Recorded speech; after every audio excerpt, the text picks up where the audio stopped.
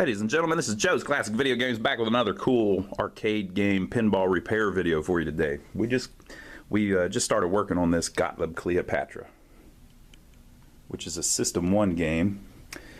It's in pretty rough shape, and so this is the electrical situation. Now these System 1s, they call it System 1 because it was the first solid state Gottlieb games. A lot of people don't give them much respect, but in my opinion they're very fun games, especially once you get them where everything's working right, everything's cool. But this is what we're dealing with in the back box. Basically in the bottom there's a bunch of transformers. Usually all that's fine, and then your power runs up here to this power supply, which we're going to rebuild. Runs out of the power supply and runs the main CPU board, which gives all kinds of problems usually. And then runs they had these little connectors on here that they've replaced with these damn things. They soldered to the board, so I don't know how much of this we're going to be able to save or how much we're going to have to buy new, but I figured about to start with the video. The first thing we're going to do is we're going to take this power supply off and work through it. We're going to replace the capacitors and test stuff and see if we can get it putting out the correct voltages. Now you can just replace this with a brand new one too, but we like to try to save the original ones if we can, just to keep it original. And in my opinion, they're pretty good little power supplies once they're rebuilt. So we're gonna take that out and start messing with it first. All right, folks, so we have rebuilt a lot of the power supply, or all of the power supply, basically replaced the capacitors and stuff, but we need to test it. And so whenever you test these, you need to make sure nothing's still hooked up, because if you get a weird voltage out of your power supply, it could fry the boards and all of that funness. So before that, what I'm going to do is I'm going to test the voltages coming out of the bottom of the cabinet. I took a glance down there, everything looked really good. There's just two transformers, two bridge rectifiers, and a bunch of fuses. All the fuses were fine. So I printed out the schematics for the power supply, and so we're going to check all these voltages over here that come in, and then we're going to check all these voltages over here that come out. So the first one I'm going to check is, I'm going to see if we're getting our AC voltages in. So I should get 69 volts between pin 6 and 7. So this is the connector that goes on the bottom of the power supply. This is a weird one because it's not keyed. It can go either way. You can turn it around and plug it in upside down and fry half the stuff on the power supply. So the label's supposed to go up. Usually you can tell if you've got an old game, even if the label's missing, because all the dust will be on the top of it because it's been like that for 40 years, and the bottom will be a lot cleaner. So that's the thing we're going to check. And we're going to check pins 6 and 7 here to see if we've got our AC voltage. And so between pins 6 and 7 we've got 75 volts. So we're supposed to have 69, so that's all good. It's an unregulated voltage, so depending on your wall voltage you'll have different voltages there. Alright, so next up we're going to check these voltages up here. Now all of these are AC voltages, VAC, because it's coming off of a transformer, and it's not running through the bridge rectifiers in the bottom. I guess those are used for like general illumination, things like that. I don't know, but so we're going to check these voltages. So our ground is on pin 3, and then we can check the other ones relative to that, right? So pin 3, we'll go with ground. So pin 1 we should have 14, pin 4 we should have 14 volts AC. 15.13, that's good. Doesn't have to be exact. Pin 1 we should have 11.5 volts AC. We got 12.5, that's good. Pin 2 we should also have 11.5 volts AC. 12.5, that's good. In pin 5 we should have 14 volts AC. 15.13, so we're about a volt high on everything. Since it's AC, like I said, it's not regulated, so it doesn't have to be exact. Your DC usually needs to be pretty close. So that means we can plug in the power supply, and so once we plug in the power supply, it's going to create voltages over here. Notice I have everything unplugged.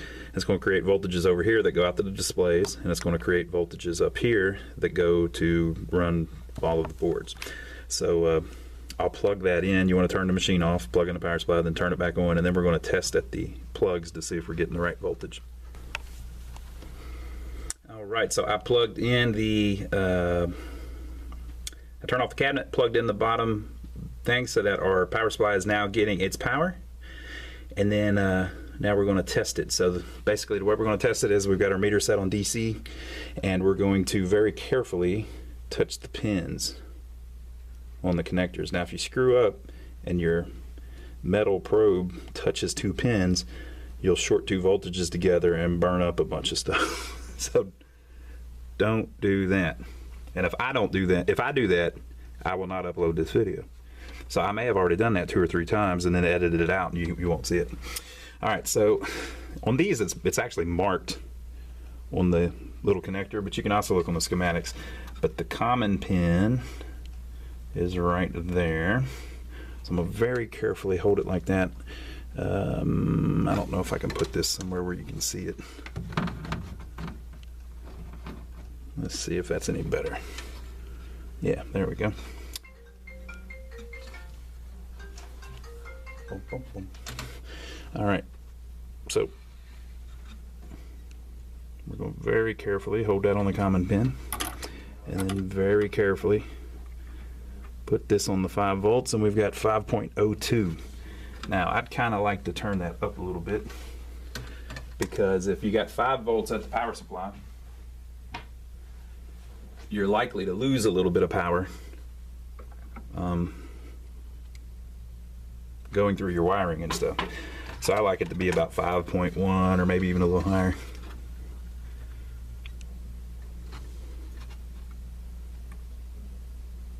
So now we're at 5.18. Maybe we turn it back just a little bit.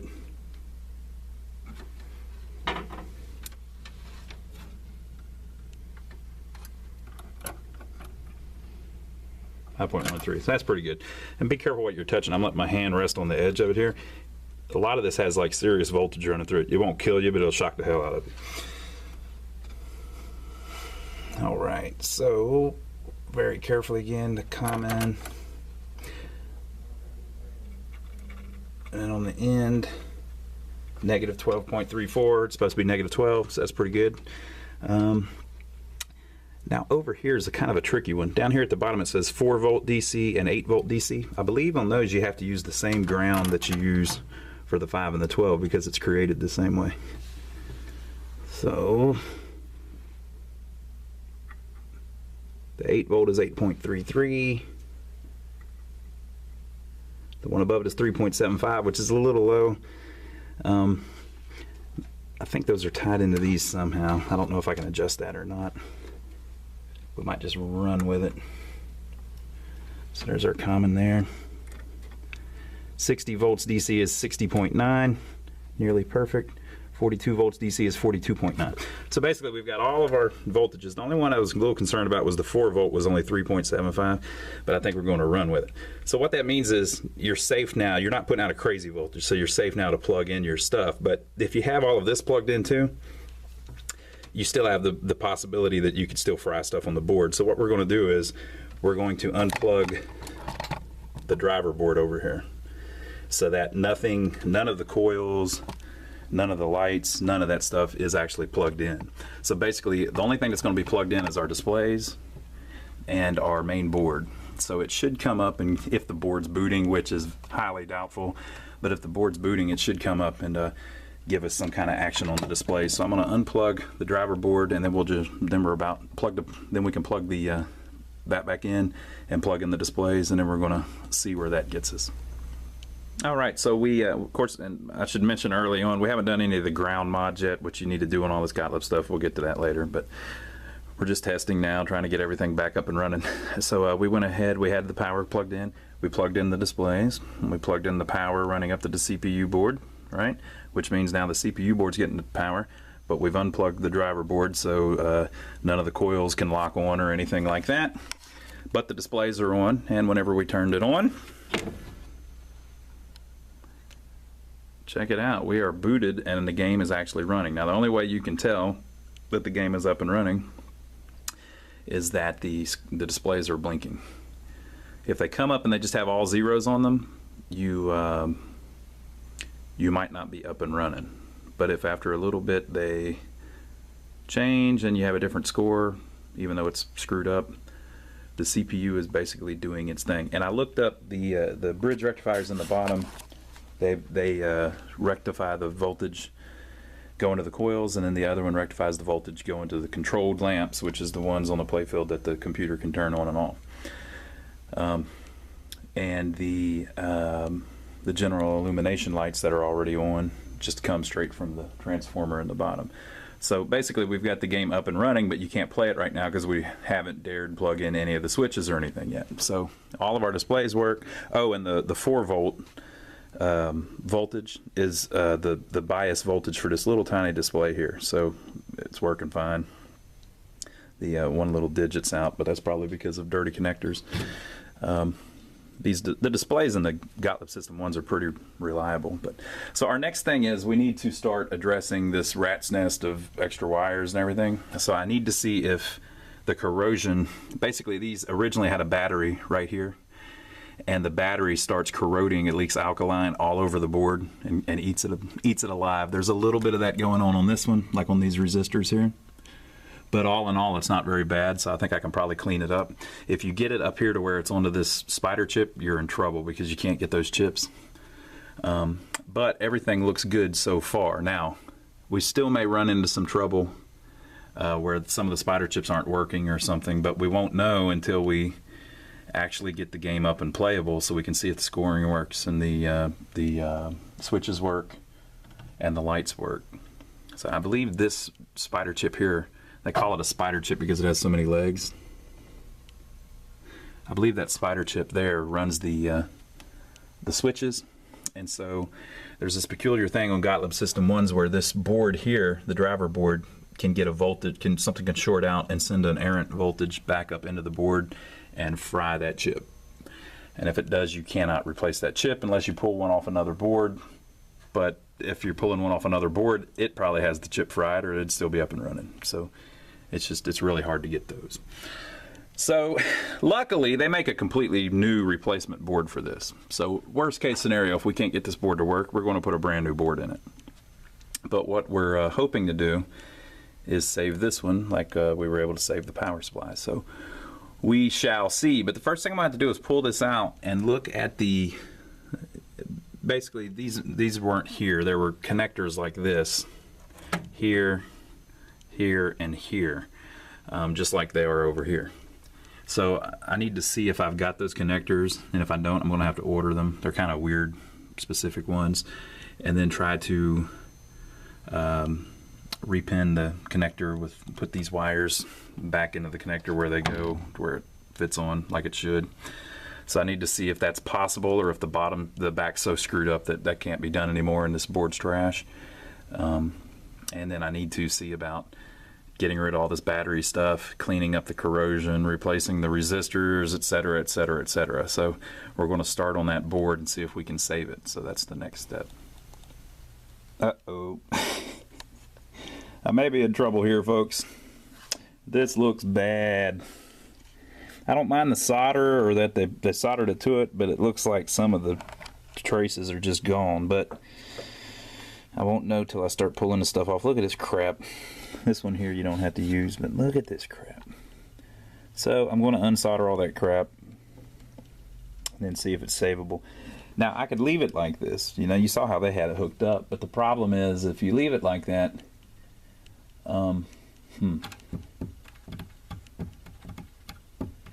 if you had an edge connector, you could leave these wires on there and then solder it to a new edge connector and then have a new connector that plugs into the edge connector. The whole problem is you want this board to be removable, and then you want people to be able to put another board in. So like if this board goes bad, you want them to be able to buy a new board, just put it in, and plug the connectors right into it.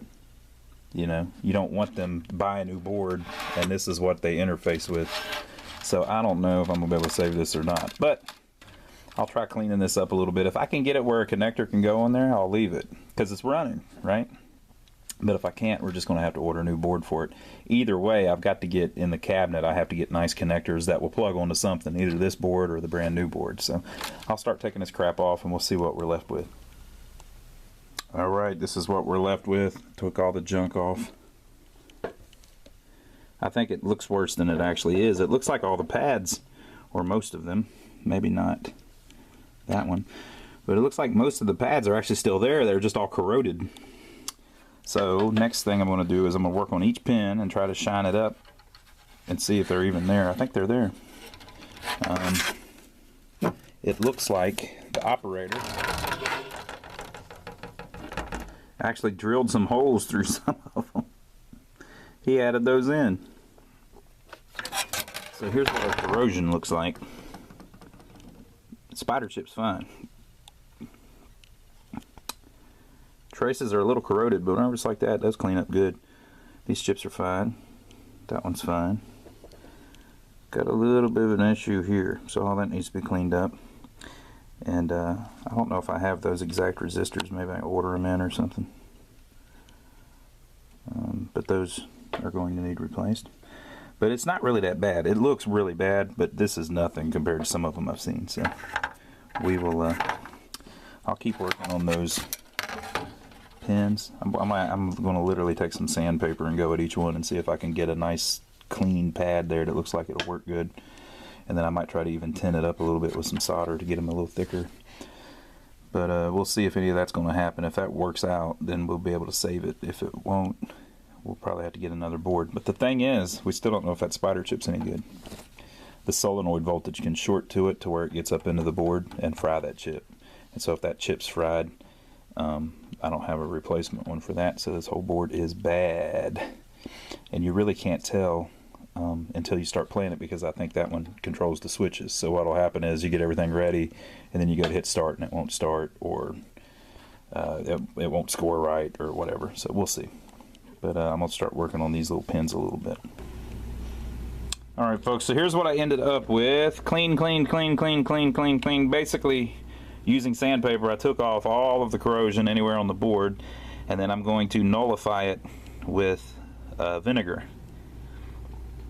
So alkaline is a base and vinegar is an acid. So if you pour vinegar on it, it will stop it from eating.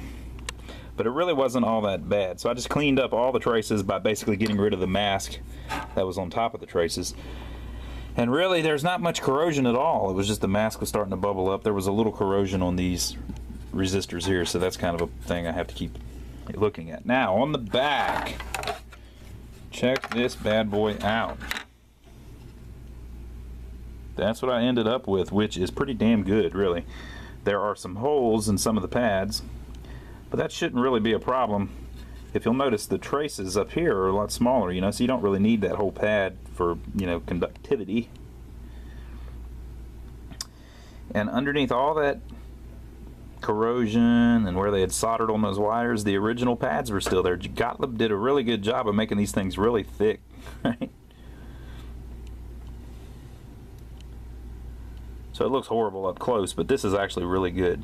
Came out pretty nice, considering what I started with. And again, we may end up junking this board if that spider chip doesn't work, but at least it won't go to rest with corrosion all over it. Now these ones, that's just the, it looks kind of green in the video, but that's actually like a silver color. So those are not corroded. That's just the original tinning on it. So when it's copper like that, I don't think it's supposed to be like that because it'll get oxidized. So I think that's why they put tin on the top. And then over here, these were all fine. So that's just, we cleaned it up just a little bit. We had two traces here. This one was broke in half. So I put trace tape, repair tape on it, and then this one was lifting up a little bit, so you can either glue it down or I put a piece of tape on it. And so this tape, since these connectors are only one-sided, I just went around and wrapped it around to the front because there's nothing that it'll touch in the connector. Now the connectors themselves, these are strange connectors that only fit on one side, and they have a weird kind of keying where the slots are.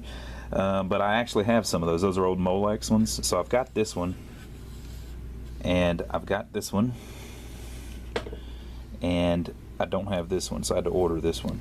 And I've got, these were fine, you know, those were the display ones. So the next thing I'm going to do is, eventually we're going to have to put a battery on it. So I need to neutralize this. And then also I'm going to put a, this second cap here. A lot of this, all of this information I'm giving you, a lot of this you can get on pinrepair.com, Clay's site. He knows all this stuff 50 times better than me. I just read over his stuff and figure out what to do. But he doesn't film very many videos of it on board level stuff. But so we're putting this up just so people can see what's going on. This second cap here, this one right here, is part of the reset circuit. Basically, the board won't boot if the coin door isn't plugged in, which is one of these. I can't remember which one. One of these. And since I don't have this one connector, what I'm going to do is I'm going to defeat the slam switch, which gives you problems a lot of times anyways, by shorting this little capacitor out, putting a wire that connects to two sides of it. And if you do that, basically the board will boot without these plugged in. So I've got this plug, I'm going to get it right, but I don't have this plug yet. So I'll do that. I'll do the little short thing, and I'll get some vinegar on this and then clean it up and get some rubbing alcohol on it to make it look clean off the vinegar. Or I'll put vinegar on it and then I'll rinse it off, and then I'll put rubbing alcohol on it to get rid of the water. That'll take a little while. But then once I do that, I'll start rekeying at least this connector, since I've got the connector. And then I'll, repinning. And then I'm going to defeat this slam switch with that little mod. And then we'll see if the thing still works. And if it does, then we can move on to this connector that goes down to the driver board and start testing the driver board. And we'll talk about that a little bit too. Okay, so we went ahead and mounted it back in, and we repinned this one connector because I had a new connector. This one we had to order, and we had to order this one. So we're kind of at a standstill on that. What we're going to do next is take the driver board out and test everything on it. And there's some little updates you can do to it and things. Now, one of the things that sucks about this is this driver board does not have the added protection diodes on it. So there's these little diodes that I think they're up here in the corner. They're just right next to each other.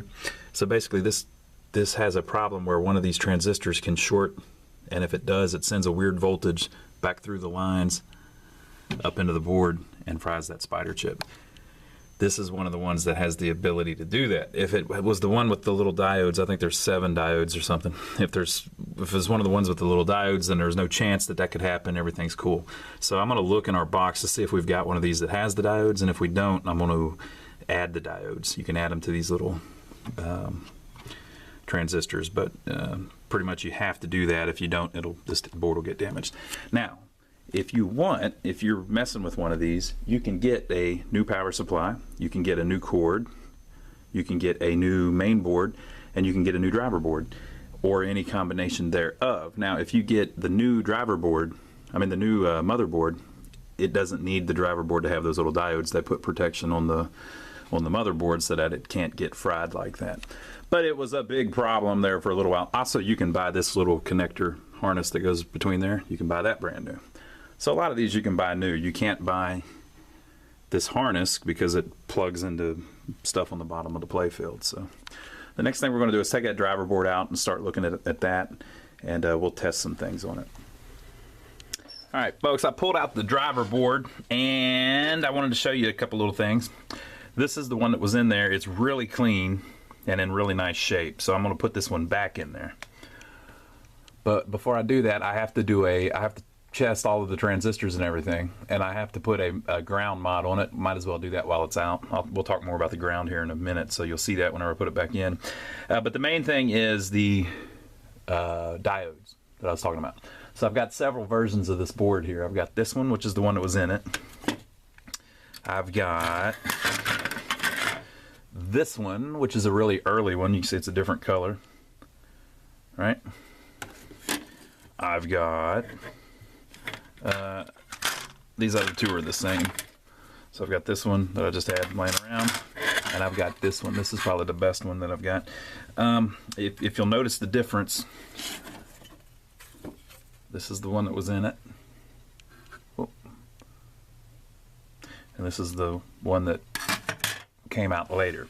The problem they had was some of these transistors can short out, and whenever they do, it sends 24 volts back up through the harness into the main board and fries one of the spider chips, which you cannot replace. You can't get new ones. So after a while they figured that out, and so they changed it. So the easy way to tell it, you can see the bottom right hand corner looks about the same. The easy way to tell it is on the new one, you can see the diodes right here. Right? So those 4 diodes are in the line from these 4 back up to the board. So what a diode does is it basically makes it where voltage can only go one way. So voltage can't go back up into the board. And then if you look really close on these 3, there's 3 little diodes down below it that aren't on this one. So what I'm going to do is I'm going to add diodes to these 7, which will just protect that line so that that can't happen. And then that board will be safe to be in any of them. I could just switch it out. This one here actually looks pretty clean, and somebody's already done I guess that's the, well, I don't know what that is. That's not the ground mod. That's just some kind of hack. So I could just put that one in, but I'm just going to go with the one that was originally in it. The thing's clean. It just needs a little updating. So I'm going to do that, and I'm going to attach the ground wire for the ground, and then we'll put it back in. I'll test all of the transistors and make sure they're all right. You can do that with just a diode test, you know, like you normally test a transistor. So I'm going to test all of these little ones, which are your lights. These big ones are your coils. I don't know if these are lights or coils. And I don't know what that one's for, but in the manual it tells you what each one does. But I'm going to test all of those. I'm going to solder on a ground wire, which I think goes over here. I'm going to look it up to make sure. And then I'm going to add a diode to each of these 7 transistors here, which are the ones that can cause the problem. So I'll be back here in a second whenever I get that done. Okay, so this is what we ended up with. So we got in our order with our extra connector that we needed, and we extended the wires a little bit because they weren't quite long enough. We just soldered the wires together and then used heat shrink tubing over them so that they wouldn't short out with each other. So we got the new connector on there. I had the bottom of a connector that was fine, but the top had been removed on that other one, so I had another one that I had another bottom, so I was able to turn it upside down and use it for that connector. So I made a new harness for that. And then the transistor, whenever I added these diodes like I was talking about, you just add them to the left leg with the band side up so that it can't send power back to the board. Whenever I did that, this particular board with these really old huge transistors, the pins don't like to bend. So once I was trying to just lift the pin up in the air and solder the diode on, but I broke 3 of them doing that.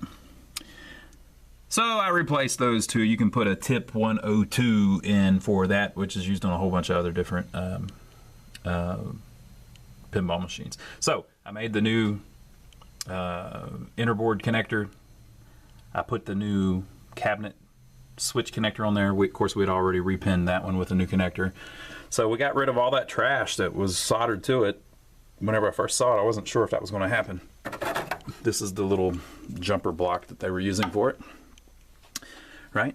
And then we did the ground mods as well. So what you do is basically, this is real simple on a System 1. It's a little harder on the later ones, but basically these machines started having all kinds of problems where they'd lock up, and there's a negative 12 volts that comes off the power supply. If you lose that, these spider chips start freaking out, and it makes a lot of the coils and stuff pop on the playfield to where they're stuck on.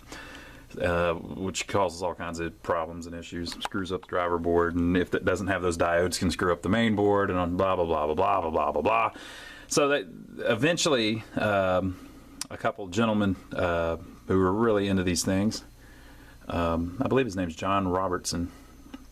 He figured out that the reason that this was happening was because the ground wasn't any good on the board. So the way that Gottlieb did these grounds was this power supply has a ground, and it sends it through that black wire to the main board, which grounds the main board, which then sends it through this connector down into the driver board, which grounds the driver board. But the problem is that if you get any kind of resistance in any of these lines, you lose your ground on the board, and then you have all kinds of problems go on.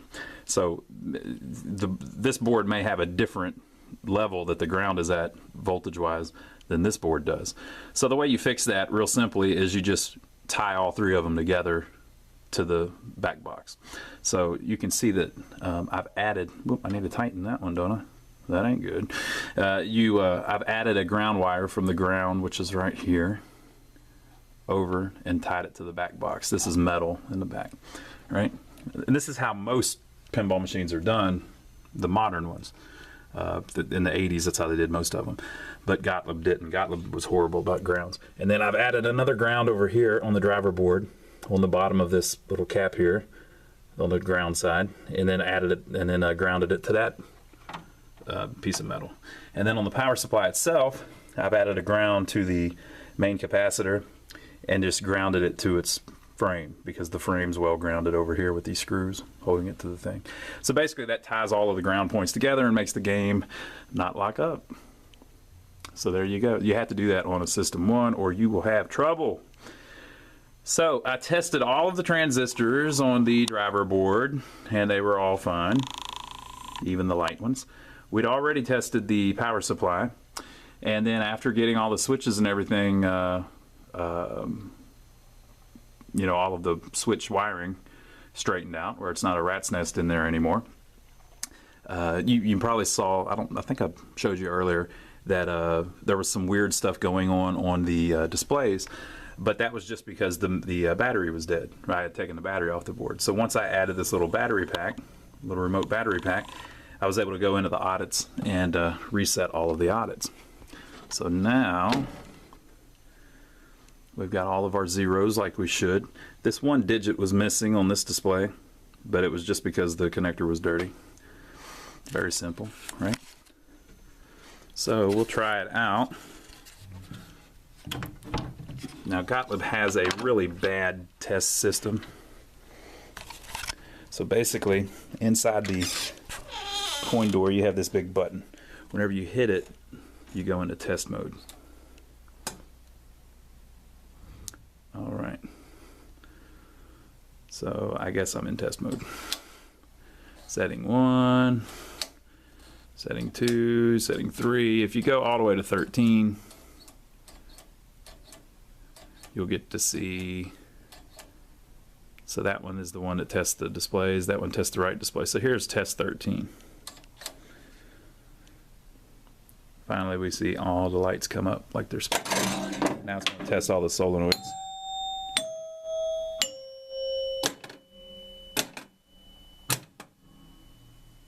And that's it. That's all the solenoids that are in this thing. And if you hit a switch on the back, it will show you like what switch it is, I believe. Yeah, 20. So it's just like the worst switch test ever, but it does work. And then if you don't hit a switch for 5 seconds,